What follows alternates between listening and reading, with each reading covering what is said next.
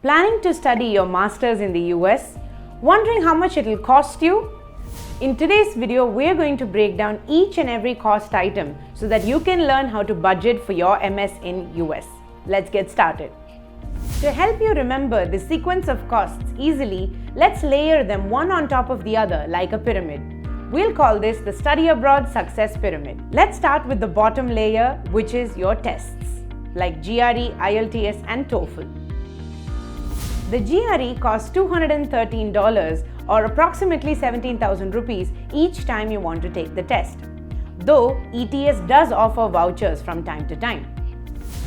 When it comes to your IELTS or TOEFL, you will have to take either one of the exams, which costs about $190 or 15,000 rupees. So all in all, to take your exams, it will cost you about $400 or 32,000 rupees. Yocket Pro Tip: always shortlist your universities before you take your GRE, because as part of the test fee, you can send your scores to up to 4 universities for free. If you have not shortlisted universities by the time you take this test, you will have to pay an additional $27 per score report. If you're applying to about 10 universities, that will set you back by another $270, which is an additional 22,000 rupees. A point to note here is that we are not covering any costs undertaken for GRE preparation because every student is unique. You may choose to do it on your own, prepare for 3 months, 6 months, or pay for additional mock tests, etc. But do factor that in when you are budgeting for your masters. If you're looking for free but effective test prep guidance, then check out our latest prep product, prep.yocket.com. You not only get access to diagnostic tests, but you also get your very own dashboard which breaks down your key strengths and weaknesses per topic in the GRE. Check it out and let us know your feedback in the comments. The next major cost is your university applications. Universities in the US charge a non-refundable fee for applying to them. This can range anywhere between $90 to $150. For example, at the time of upload, universities like UT Austin or UMich Ann Arbor charge an application fee of $90, whereas universities like Texas A&M College Station charge about $148. Most students apply to about 8 to 10 universities depending on their course or location. So, assuming an average of $100 per application fee, you come up to a total of $800 for application fees, which translates to about 65,000 rupees. However, an important point to keep in mind is that many universities also offer application fee waivers to students, so be sure to check them out and utilize them. Moving on to the biggest chunk of your expense, which is tuition fee, living expenses, and any other additional costs. All three factors depend on the university and location you choose. For example, if you choose a public university over a private one, the tuition fees you'll end up paying will be a lot cheaper. Similarly, if you end up choosing locations in the Midwest or states like Indiana, Iowa, Kansas, etc., then your living expenses will be cheaper than, say, living in California or New York. It is also important to remember that tuition fees is not the only thing that you will be paying the university. As an example, let's take a look at Carnegie Mellon University. The website shows that you will end up paying something like $52,000 for your annual tuition fees, but here's a look at the other charges that you may have to pay.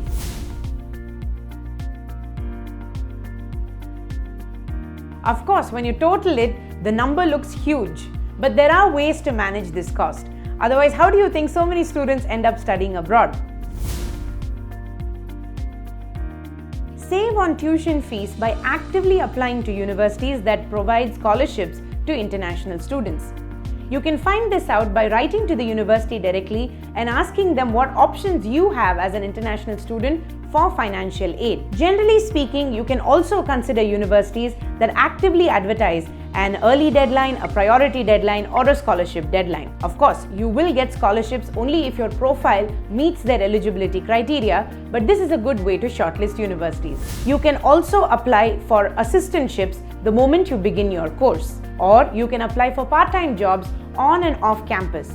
These methods can help you supplement your living expenses. If you'd like us to make a video on how you can save on costs while studying abroad, then comment below and let us know. If you'd like a more personalized list of universities based on your profile and budget, then try Yocket's College Finder. You not only get a range of universities categorized by your admission chances, but you can also see the budget as well as other student profiles who received admits from that university.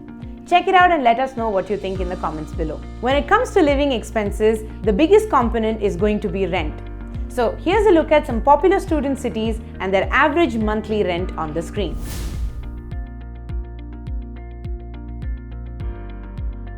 Apart from rent, some of the other expenses are going to be groceries, utilities, etc. So for the purpose of this calculation, let's take an average of about $1,200 to $1,500 per month as living expenses. This amounts to about $15,000 to $18,000 per year. Once you've shortlisted universities, applied to them, received admits and finalized your university, the last step is your F1 visa. And of course, that comes with a fee. First, you need to pay the visa application fee at about $160 and then the I-901 SEVIS fee at $350. Both of these need to be paid before you take your visa interview, so that brings your total to about 510 USD or 42,000 rupees. Once you have your visa in your hand, it is time for the last leg of the journey, which is literally the travel to US, and the expense with it is the flight ticket. Of course, it depends on many factors like the time you decide to book, the airline you choose to take, the location you're going to, and the origin you're flying from. But we can estimate something like $550 to $750 for a one-way flight ticket. And that's it. Now let's tabulate each of them as one-time expenses and recurring expenses and check out the total sum.